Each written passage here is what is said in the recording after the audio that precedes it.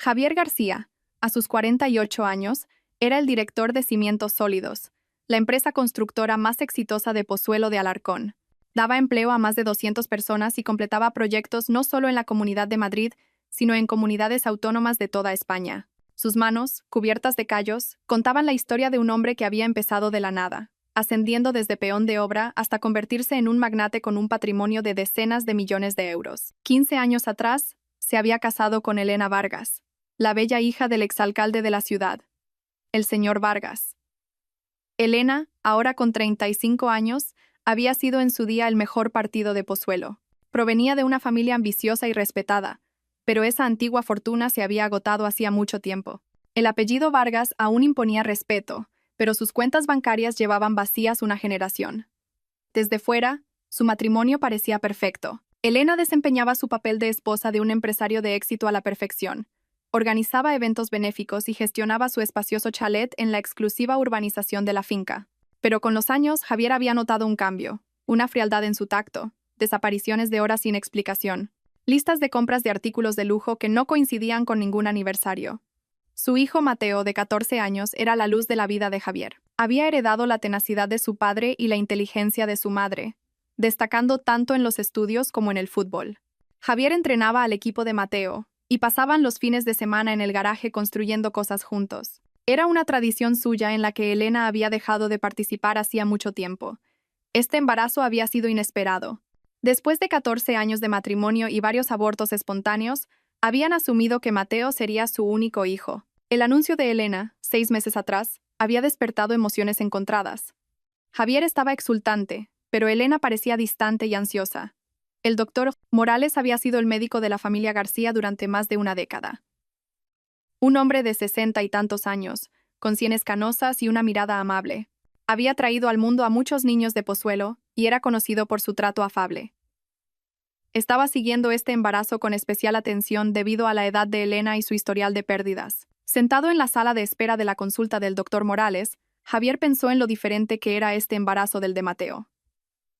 Entonces, ella estaba radiante, saboreando cada momento con ilusión.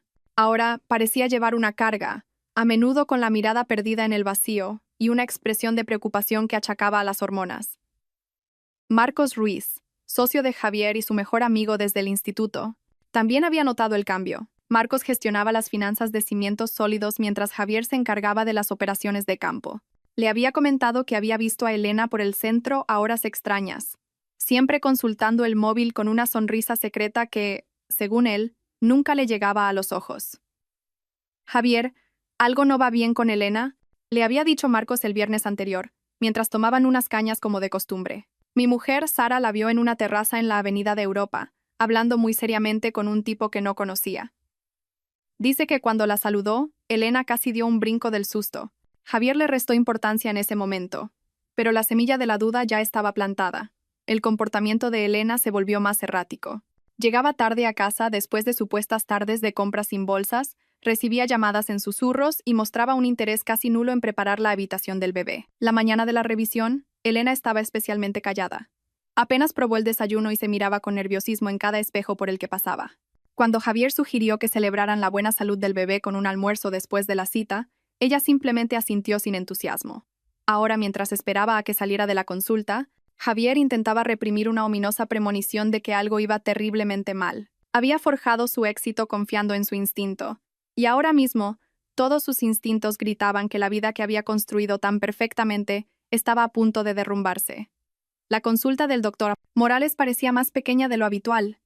Elena estaba tumbada en la camilla de exploración, con la camisa subida para dejar al descubierto su vientre abultado. El gel se sentía frío sobre su piel, pero no tanto como el pánico que recorría sus venas. Llevaba semanas temiendo esta cita, sabiendo que la moderna tecnología de ecografía revelaría lo que tan desesperadamente intentaba ocultar. La aventura había comenzado 8 meses atrás, casi por accidente. Adrián Vega era un promotor inmobiliario de Madrid, del selecto barrio de Salamanca. A sus 32 años, con su pelo oscuro y sonrisa encantadora, había captado la atención de Elena en un evento benéfico. A diferencia de Javier, que siempre parecía cubierto del polvo de la obra y solo hablaba de códigos de construcción e historias del Tajo, Adrián vestía trajes caros, Hablaba de inversiones internacionales y promociones de lujo. Elena se había sentido atrapada en Pozuelo durante años. Mientras Javier se contentaba con construir su imperio en esta pequeña ciudad, ella siempre había soñado con algo más grande. Anhelaba la vida de la capital, los círculos sociales sofisticados y el tipo de riqueza que se compra, no la que se gana con manos callosas y trabajo honrado. Adrián la había cortejado sin descanso después de ese primer encuentro. Llegaban flores carísimas a casa cuando Javier estaba trabajando, seguidas de un aluvión de mensajes de texto que prometían una vida más allá de Pozuelo. Con él, alquiló la mejor suite del Parador de Segovia, a 40 minutos de distancia, y allí se encontraban 2 veces por semana para vivir la pasión que hacía que Elena se sintiera viva. El embarazo fue un accidente. Un momento de descuido en el que la pasión superó a la razón. Para cuando Elena se dio cuenta de lo que había ocurrido, ya era demasiado tarde para la solución discreta que había considerado inicialmente. Las fechas no cuadraban, peligrosamente. Se había acostado con Adrián 3 semanas antes de la última vez que estuvo con Javier. El doctor Morales movía el transductor sobre su vientre, su expresión cada vez más seria mientras miraba el monitor. Elena no podía ver la pantalla desde su posición, pero estudiaba su rostro, notando el ceño fruncido, los labios apretados. ¿Ocurre algo, doctor?, preguntó, manteniendo la voz lo más serena posible. El médico no respondió de inmediato. Estaba calculando fechas en su cabeza, cotejando el desarrollo del feto con la fecha de concepción que Elena le había proporcionado meses atrás. Las medidas no coincidían, ni de lejos. Este bebé había sido concebido al menos 3 semanas antes de lo que Elena afirmaba. En sus 40 años como médico, el doctor Morales ya se había encontrado antes con esta situación. Los silencios incómodos, las esposas nerviosas y los maridos confiados sentados en la sala de espera con una sonrisa ilusionada. Pero nunca había ocurrido con gente que conocía desde hacía décadas. Gente cuyas vidas estaban a punto de hacerse añicos por lo que revelaba una ecografía. Mientras tanto, en la sala de espera, Javier revisaba correos electrónicos del trabajo. Cimientos Sólidos estaba en medio de un proyecto masivo.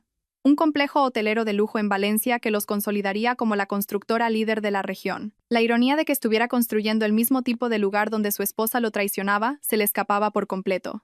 Marcos le acababa de enviar un mensaje sobre un inversor potencial para su próximo gran proyecto, un tal Adrián Vega, que había estado preguntando por Cimientos Sólidos. Javier tomó nota mental para investigarlo más tarde. Siempre estaba interesado en expandir sus contactos. Mateo estaría en el instituto, probablemente pensando en el hermanito o hermanita que tanto esperaba. Ya había empezado a transformar la habitación de invitados en un cuarto para el bebé, pintando personajes de dibujos animados en las paredes con la misma meticulosidad que aplicaba a todo. Javier sonrió al pensar en la ilusión de su hijo, sin saber que su mundo, junto con el de su padre, estaba a punto de saltar por los aires. El doctor Morales finalmente bajó el transductor y miró a Elena con gravedad. Señora Vargas, tenemos que hablar sobre las fechas de su embarazo. El desarrollo del feto indica que la concepción tuvo lugar hace aproximadamente 26 semanas, no las 23 que habíamos calculado. El rostro de Elena se quedó sin sangre. 3 semanas. La diferencia que destruiría todo lo que había construido en 15 años de matrimonio. Abrió la boca, pero no le salieron las palabras. Tengo que hablar con su marido, dijo el doctor Morales en voz baja. Esta es una conversación que les afecta a ambos, y él tiene derecho a saber la verdad.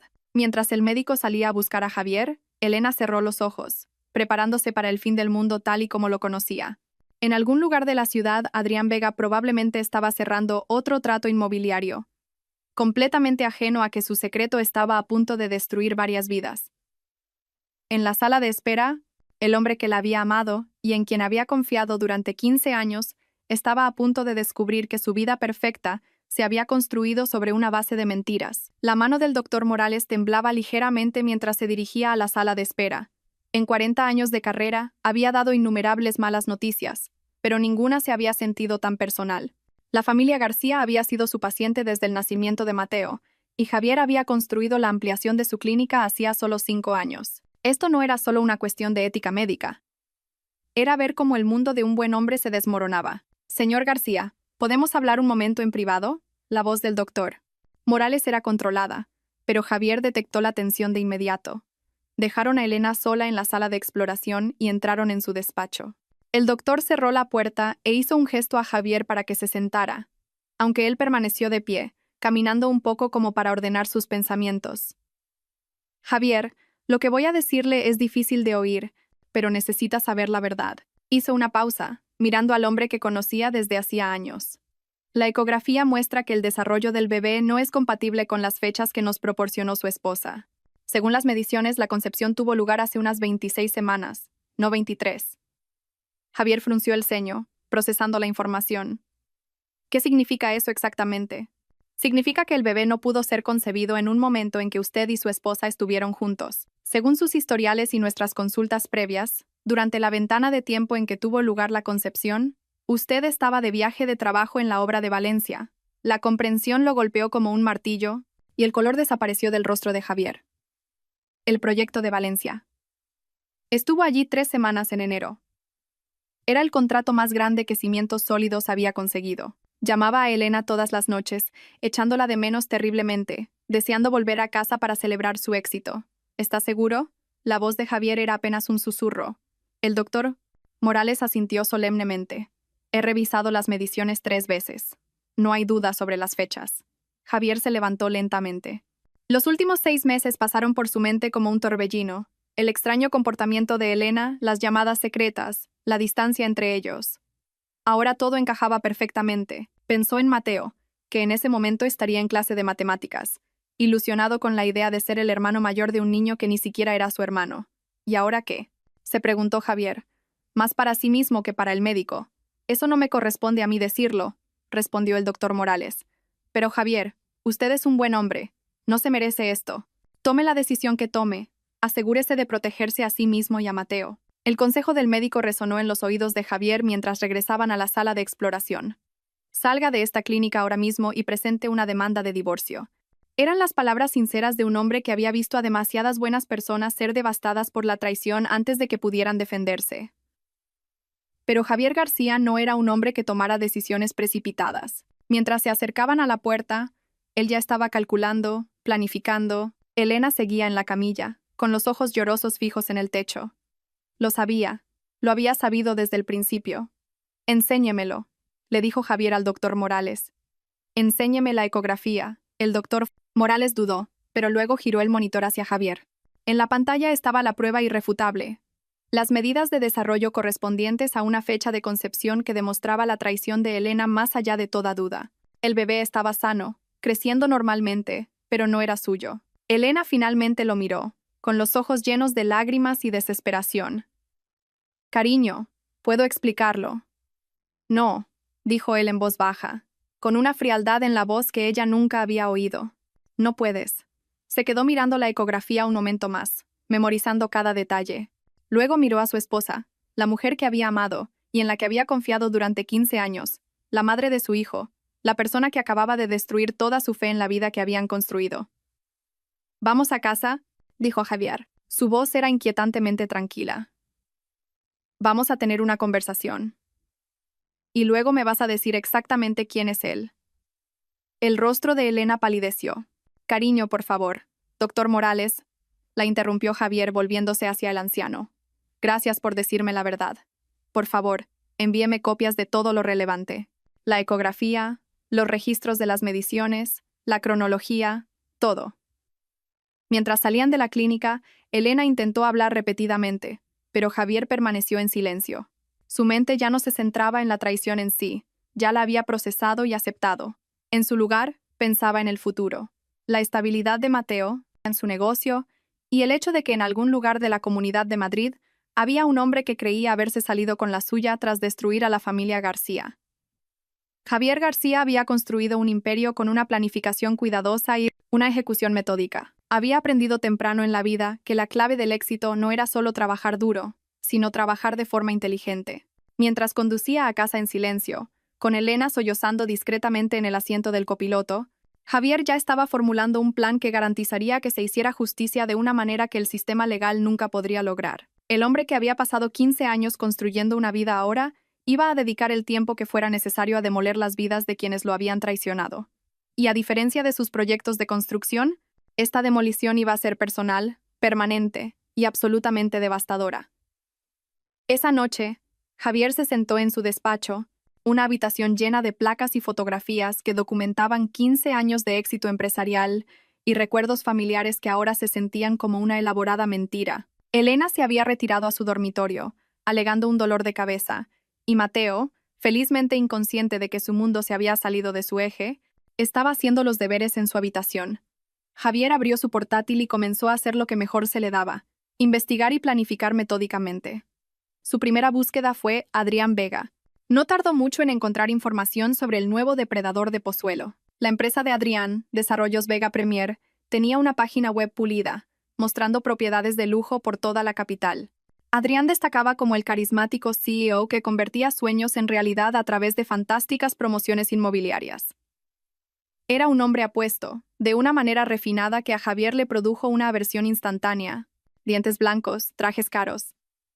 El tipo de hombre que probablemente nunca había trabajado un día honesto en su vida. El perfil de LinkedIn de Adrián confirmaba su asistencia al evento benéfico donde probablemente conoció a Elena, y sus redes sociales pintaban el retrato de un hombre que se deleitaba con la atención y el lujo.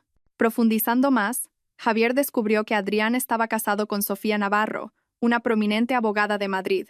Tenían 2 hijas gemelas de 10 años y vivían en un ático de lujo en el barrio de Salamanca. La ironía de que este hombre estuviera destruyendo varias familias simultáneamente no pasó desapercibida para Javier. Durante la semana siguiente, Javier mantuvo su rutina normal, reuniendo información en secreto. Le dijo a Marcos que Elena necesitaba descansar debido a complicaciones en el embarazo, lo que explicaba su ausencia en eventos sociales y la propia distracción de Javier.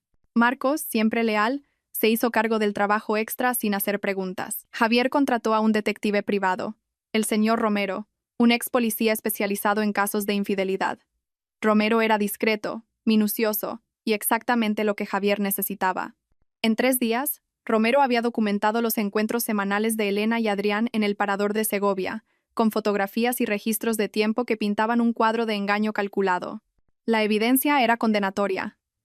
Elena había estado usando dinero de su cuenta conjunta para pagar la habitación del hotel. Le decía a Javier que iba de compras o a visitar a su hermana en una ciudad cercana, cuando en realidad estaba teniendo una aventura en una suite de lujo a 40 minutos, con un hombre que estaba engañando a su propia familia con la misma minuciosidad. Pero Javier quería más que una simple prueba de la aventura. Quería entender el alcance total de la traición y asegurarse de que su respuesta fuera exhaustiva y permanente. A través de la investigación de Romero, descubrió que el plan de Adrián era divorciarse de su esposa y llevarse a Elena a Madrid para empezar una nueva vida con su bebé y la pensión compensatoria del divorcio. El plan revelaba la traición total de Elena. No solo estaba teniendo una aventura, estaba planeando destruir a su familia y llevarse la mitad de todo lo que Javier había construido para financiar una nueva vida con el hijo de otro hombre. La profundidad del engaño era vertiginosa. Mateo, ajeno a todo, seguía decorando la habitación del bebé, emocionado por su futuro hermano. Ver la inocente ilusión de su hijo era una tortura para Javier, pero también fortalecía su determinación. Mateo merecía algo mejor que una madre capaz de mentir tan completamente y un padrastro igualmente deshonesto. Durante esta investigación, Elena se volvió cada vez más nerviosa. Podía sentir la distancia emocional de Javier, pero parecía creer que podía mantener la farsa. Incluso tuvo la desfachatez de preguntarle a Javier sobre los colores de la pintura para la habitación del bebé, interpretando el papel de esposa devota mientras seguía viendo a Adrián 2 veces por semana. Mientras Javier la observaba representar este elaborado engaño, todo el respeto que le quedaba por su esposa se evaporó. La mujer que había amado se reveló como una manipuladora experta, capaz de mirarlo a los ojos y mentir sin dudarlo. Era una faceta de Elena que Javier nunca había visto, y le repugnaba más que la propia aventura. El viernes por la noche, exactamente una semana después de la revelación de la ecografía, Javier tomó una decisión. No confrontaría a Elena todavía. Eso solo haría que ella y Adrián fueran más cautelosos o huyeran. En su lugar, pondría en marcha un plan que expondría públicamente su traición, al tiempo que garantizaría que pagaran un precio mucho más allá de un simple acuerdo de divorcio. Sentado en su despacho, revisando el último informe del señor Romero, Javier sintió una sensación que no había experimentado desde que construyó su primera casa: la satisfacción de un proyecto perfectamente planificado a punto de dar sus frutos. Elena y Adrián habían cometido el error de subestimar al hombre que había construido un imperio con paciencia, inteligencia y una determinación inquebrantable. Pronto descubrirían que Javier García no era el simple constructor de pueblo que pensaban que era. Era un hombre con recursos, contactos y, lo más importante, un enfoque implacable que garantizaría que quienes lo traicionaron se arrepintieran por el resto de sus vidas. La temporada de caza estaba a punto de comenzar, y Javier García nunca había fallado a su objetivo. 2 semanas después de la revelación de la ecografía, Javier estaba listo para atacar. Había planeado cada movimiento con el mismo cuidado meticuloso con el que había convertido a Cimientos Sólidos en la principal empresa constructora de la región. Pero esta vez, en lugar de crear algo, se preparaba para demoler sistemáticamente las vidas de quienes lo habían traicionado. La pieza central del plan de Javier era la información que el señor Romero había descubierto sobre las prácticas comerciales de Adrián Vega. Desarrollos Vega Premier estaba sobreapalancada, con múltiples proyectos que dependían de la confianza de los inversores. Más importante aún, Adrián estaba saltándose normativas medioambientales y estándares de seguridad, violaciones que, si se documentaban y denunciaban adecuadamente, podrían acarrear cargos penales. El primer movimiento de Javier fue estratégico y aparentemente inocuo. Organizó una reunión de negocios con Adrián, con el pretexto de discutir una posible asociación. La reputación de Cimientos Sólidos en la región lo convertía en un socio atractivo para cualquier promotor, y Adrián aceptó reunirse con entusiasmo. Se encontraron en un prestigioso club de golf de Pozuelo, un lugar donde Javier, como miembro fundador, tenía una influencia considerable. Adrián llegó en su BMW, vistiendo un traje de diseño que probablemente costaba más de lo que la mayoría de la gente gana en un mes. El hombre resumaba arrogancia, claramente creyendo que estaba a punto de cerrar un lucrativo trato con un simple constructor local. «Señor García, he oído cosas maravillosas sobre su empresa», dijo Adrián, extendiendo la mano con una sonrisa ensayada. «Creo que podríamos hacer grandes cosas juntos». Javier le estrechó la mano, sintiendo la palma suave de un hombre que nunca había empuñado un martillo, ni se había ganado un callo honesto. «Siempre estoy interesado en trabajar con promotores ambiciosos. Hábleme de sus proyectos actuales». Durante el almuerzo, Adrián habló con entusiasmo de sus diversas promociones, revelando inadvertidamente detalles sobre medidas de ahorro de costes y atajos regulatorios que Javier registró mentalmente. El hombre estaba tan seguro de su propia astucia que, sin saberlo, estaba confesando numerosas violaciones. «A veces hay que ser creativo con la normativa, ¿sabe?», dijo Adrián, guiñando un ojo cómplice. «Una evaluación de impacto ambiental puede ser bastante flexible si se conoce a la gente adecuada». Javier asintió pensativamente, mientras grababa discretamente la conversación en su teléfono. «Muy interesante. Me gustaría ver algunas de sus obras en persona».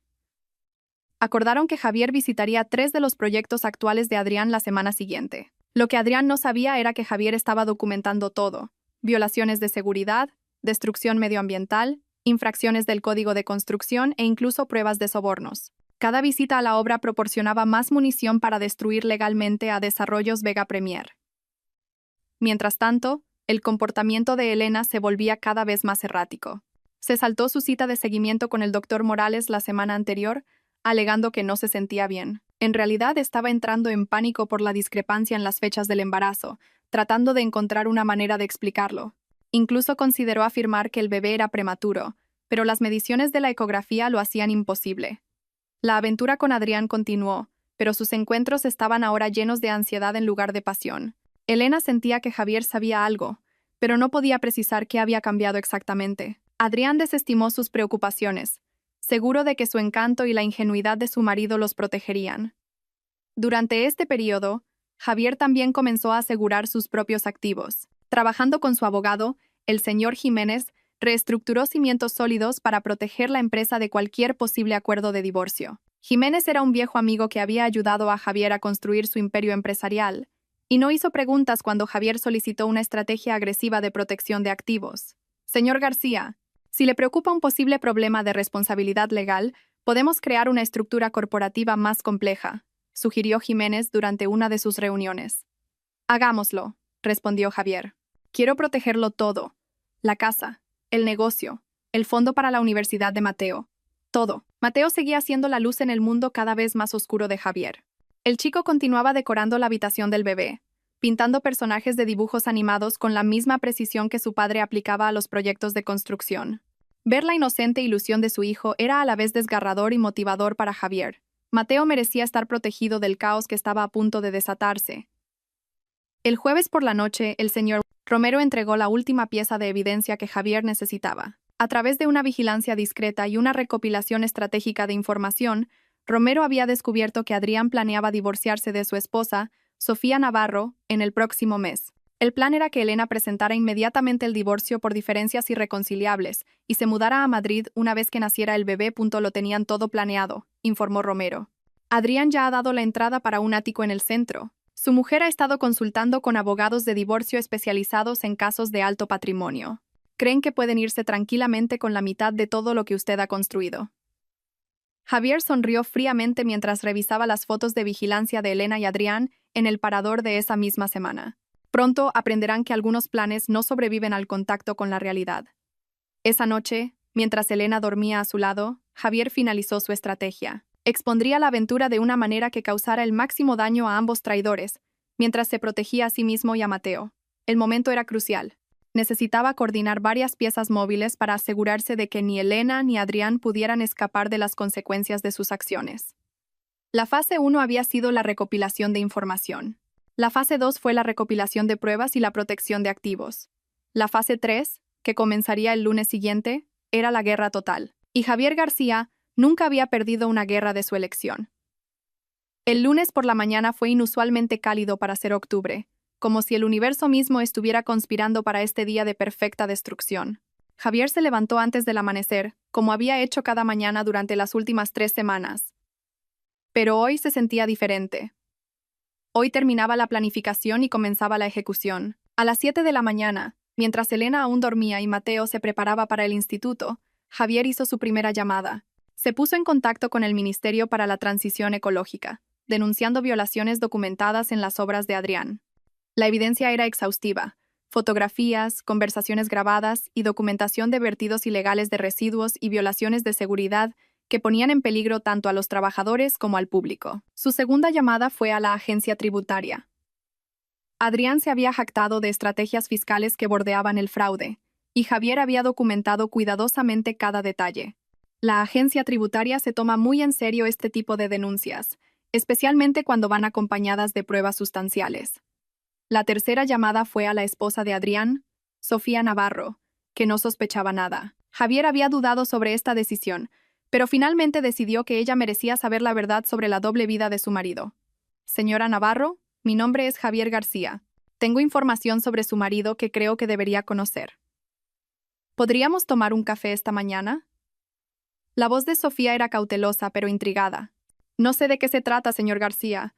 Su marido está teniendo una aventura con mi mujer y planean dejar a nuestras respectivas familias. Tengo una amplia documentación y creo que debería verla antes de tomar cualquier decisión sobre su futuro. Hubo un silencio de casi 30 segundos al otro lado de la línea antes de que Sofía volviera a hablar.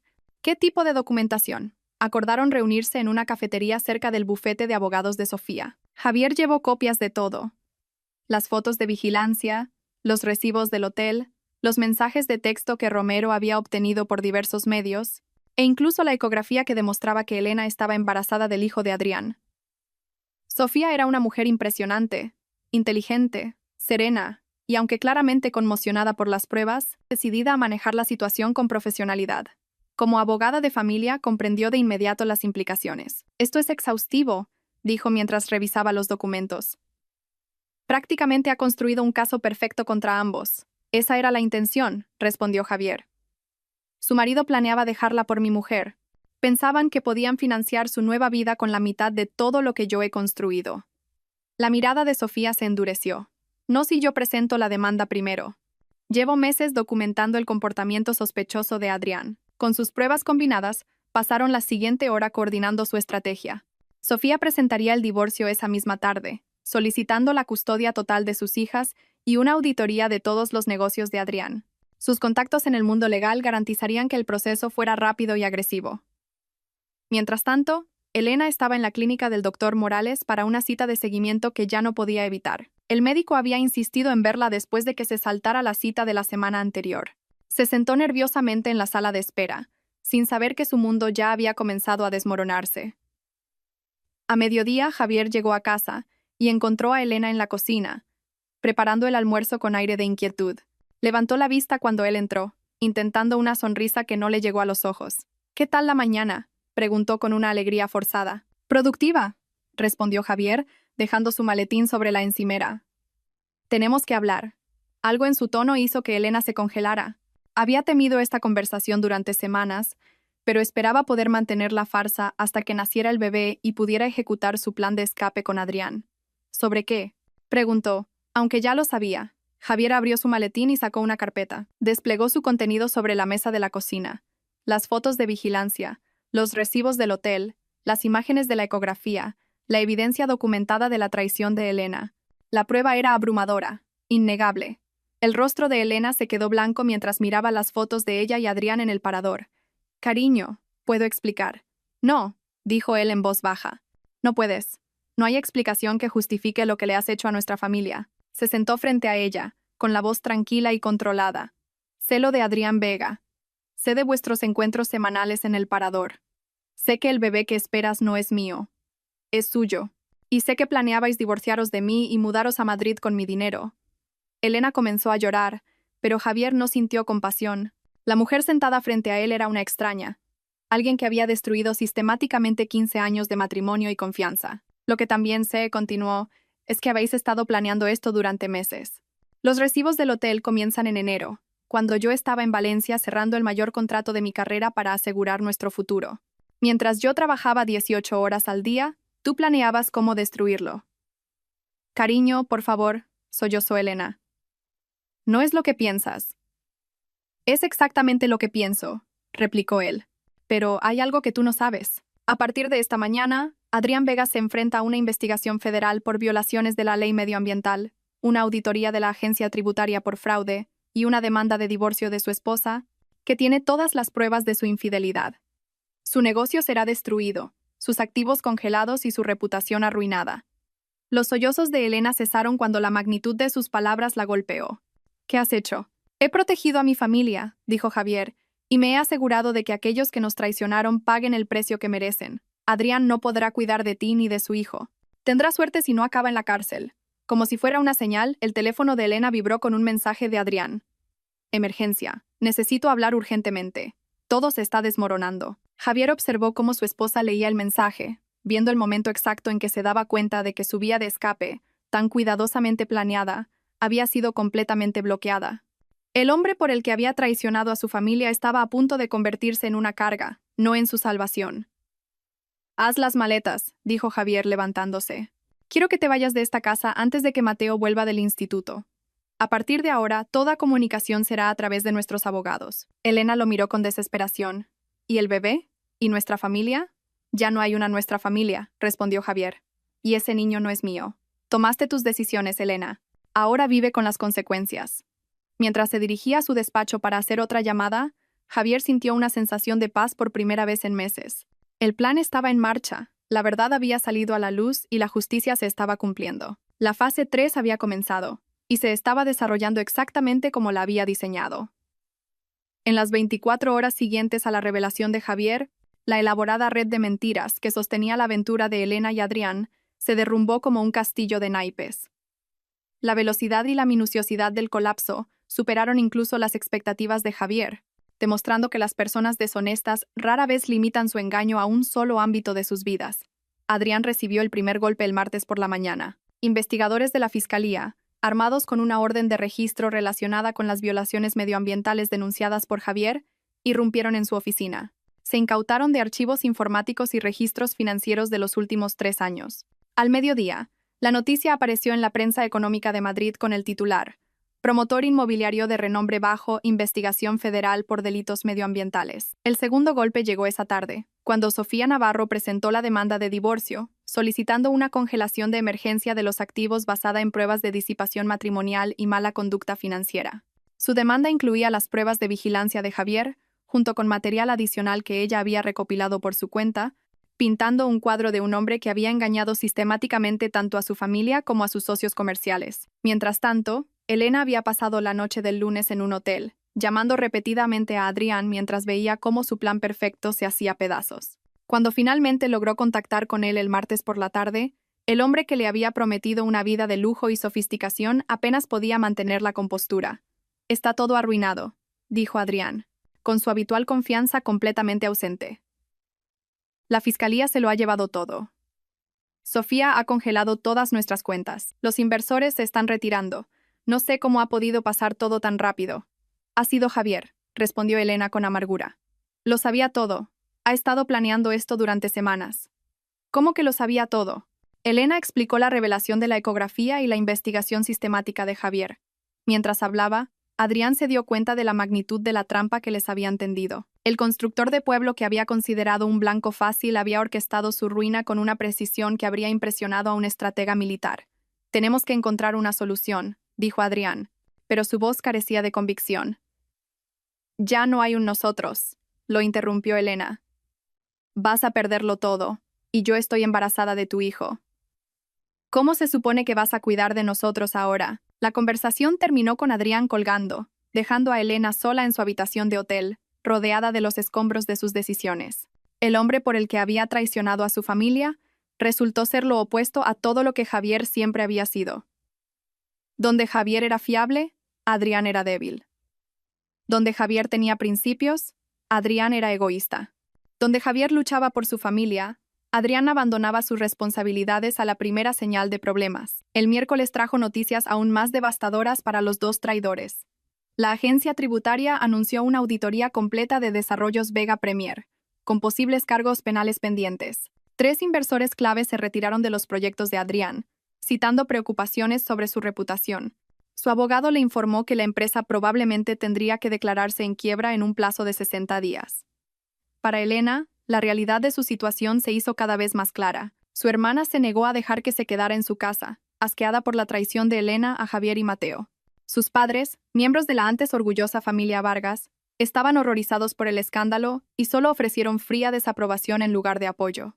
Mientras tanto, Marcos Ruiz demostró su lealtad a Javier asegurándose de que los rumores sobre la infidelidad de Elena se extendieran por la unida comunidad empresarial de Pozuelo con la precisión de un cirujano.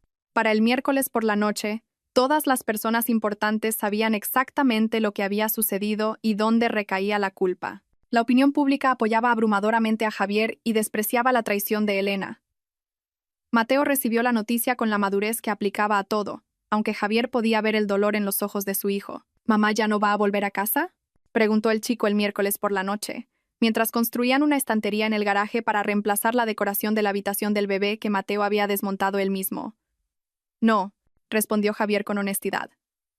«Pero vamos a estar bien. Siempre hemos sido un buen equipo, y eso no va a cambiar».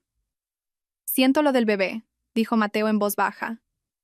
Tenía muchas ganas de ser hermano mayor. Javier dejó sus herramientas y miró a su hijo, la única parte verdaderamente auténtica y valiosa de su matrimonio. «Serás un gran hermano mayor algún día, cuando sea el momento adecuado.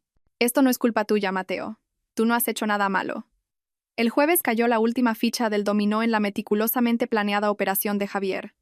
El señor Romero entregó pruebas de que Adrián había estado malversando fondos de su propia empresa para financiar su aventura con Elena. Las caras suites de hotel, los regalos, incluso los gastos de compras de Elena, todo había sido pagado con dinero robado a sus inversores y socios comerciales. La prueba de la malversación fue el último clavo en el ataúd profesional de Adrián.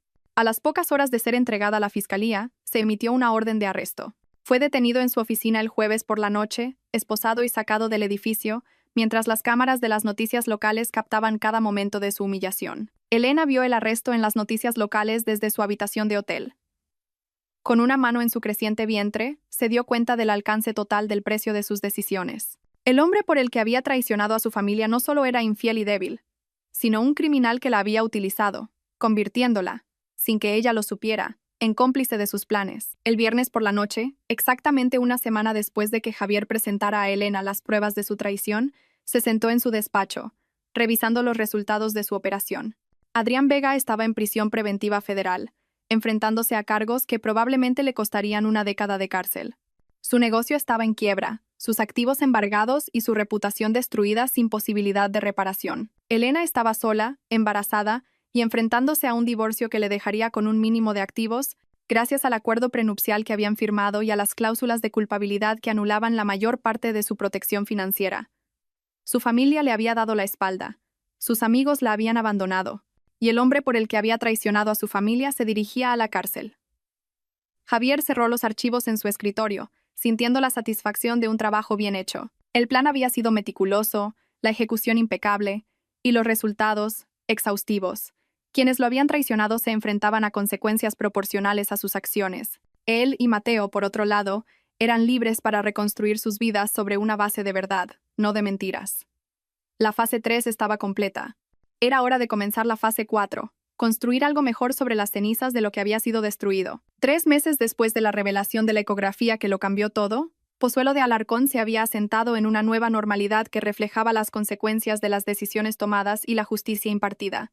El invierno había llegado temprano, cubriendo la ciudad con una capa de nieve como si quisiera purificar el aire del escándalo que había dominado las conversaciones locales durante todo el otoño. Adrián Vega cumplía una condena de 7 años en una prisión federal por malversación y delitos medioambientales. La acusación había sido rápida e implacable.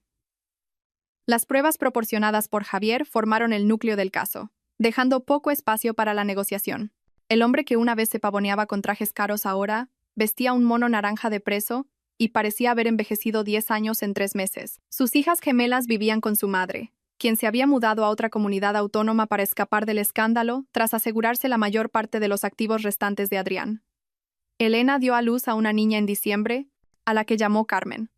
El parto fue difícil, tanto física como emocionalmente. Se enfrentó a la realidad de la maternidad en solitario en un pequeño apartamento al otro lado de la ciudad, subsistiendo con ayudas sociales y la mínima pensión que el tribunal le había concedido, teniendo en cuenta su culpabilidad en el divorcio. La que fuera la orgullosa hija del alcalde ahora trabajaba a tiempo parcial en un supermercado, apenas llegando a fin de mes mientras cuidaba de un bebé cuyo padre estaría en la cárcel hasta que la niña tuviera edad para ir al colegio. La ironía de que Elena, que soñaba con escapar a una vida de lujo y sofisticación, se encontrara atrapada en el tipo de pobreza que siempre había despreciado, no pasó desapercibida para nadie en Pozuelo.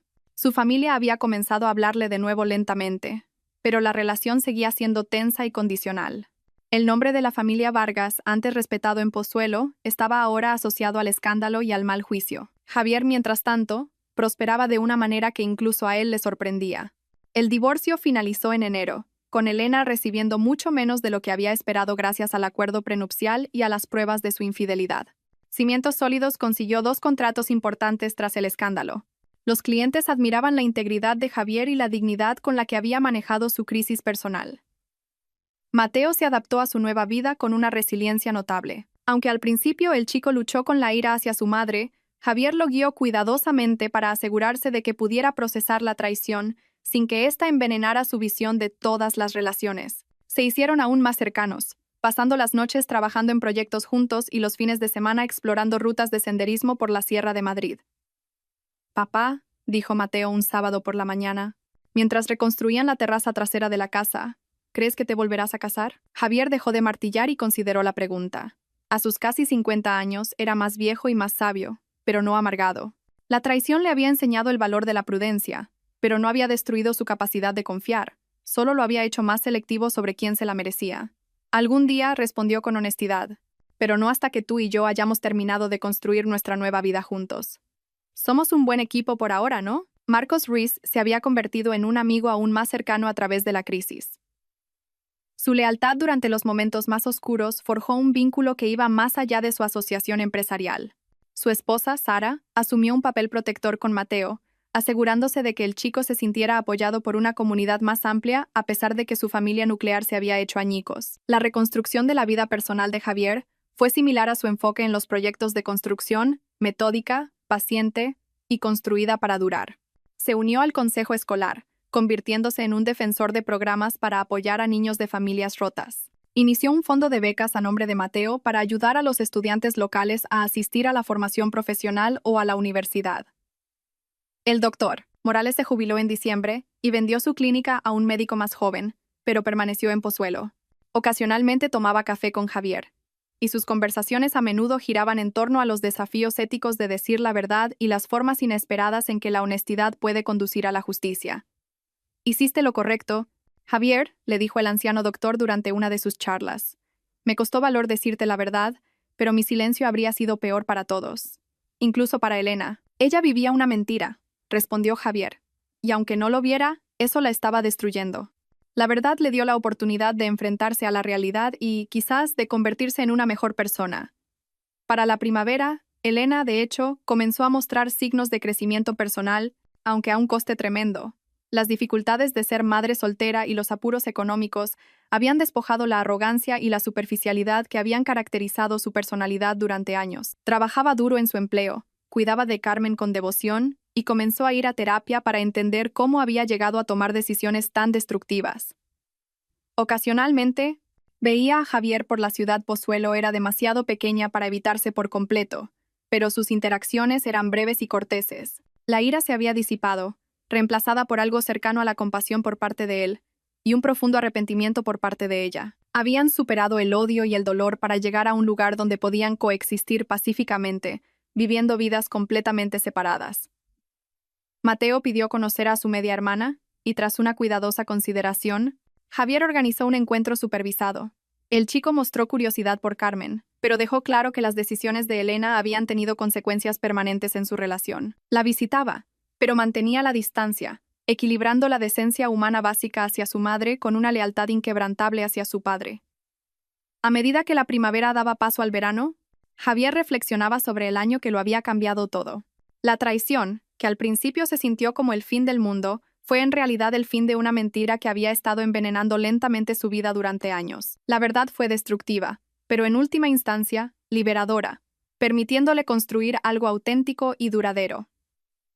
Una tarde, de pie en la terraza reconstruida, viendo a Mateo practicar fútbol en el jardín trasero, Javier sintió una sensación que no había experimentado en años.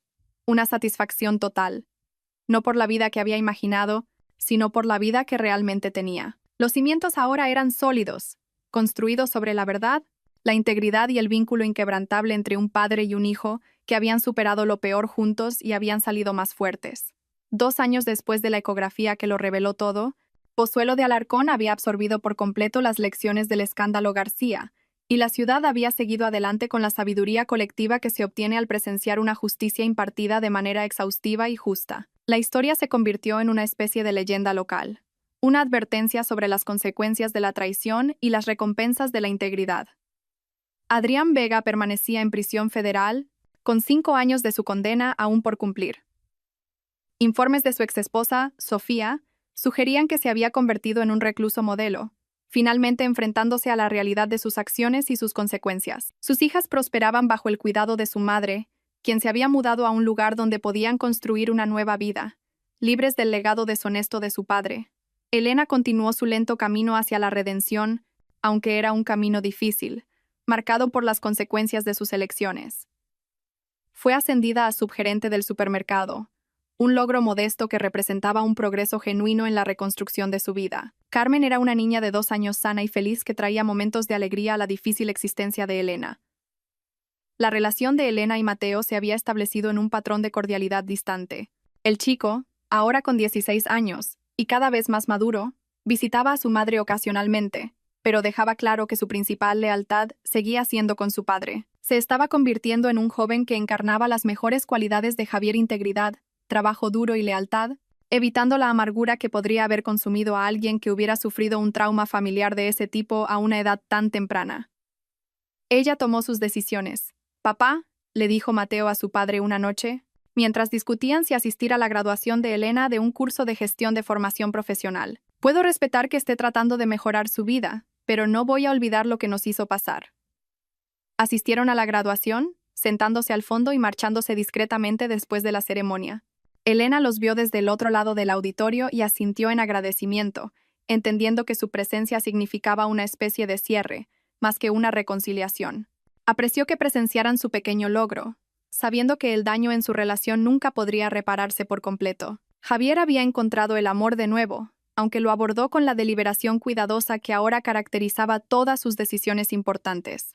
Leonor era una viuda que se había mudado a Pozuelo para estar más cerca de sus hijos ya adultos. Era amable, inteligente y compartía los valores de honestidad y trabajo duro de Javier. Su relación se desarrolló lentamente durante 18 meses, ambos entendiendo la importancia de construir algo genuino en lugar de apresurarse. Mateo aprobaba a Leonor, apreciando su respeto por su relación con su padre y su comprensión de que no estaba tratando de reemplazar a su madre, sino de añadir algo positivo a sus vidas. Los tres formaron una cómoda unidad familiar, avanzando hacia el futuro mientras respetaban el pasado. Cimientos Sólidos había crecido exponencialmente, expandiéndose a 3 comunidades autónomas y empleando a más de 400 personas. La reputación de integridad de la empresa se había convertido en su mayor activo, con clientes que los buscaban específicamente por el carácter de Javier.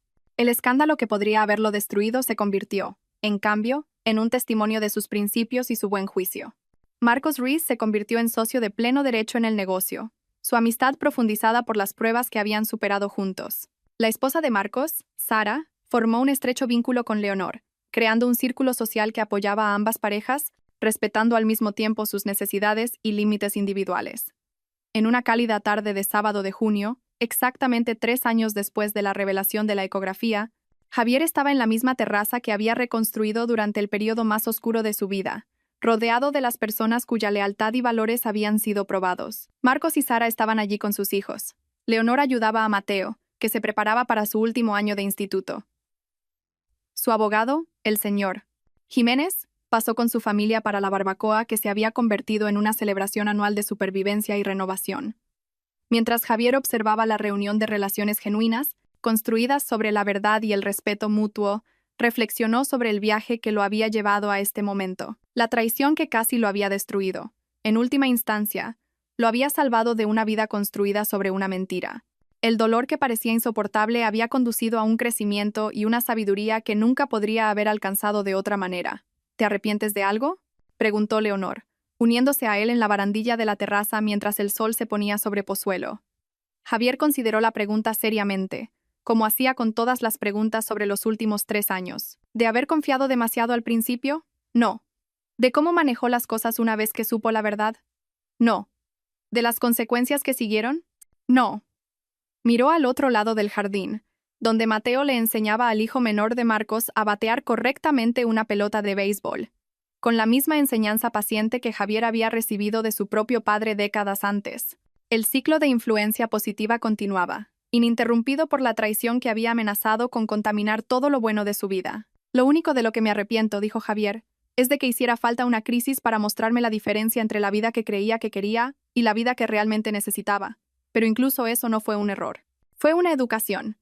Al caer la noche y marcharse los amigos, Javier sintió una profunda satisfacción que proviene de haber sobrevivido a lo peor y haber construido algo mejor a partir de los escombros. Elena y Adrián habían pagado el precio completo de su traición, no a través de la venganza, sino a través de las consecuencias naturales de sus elecciones y la justicia que sigue cuando la verdad reemplaza a la mentira.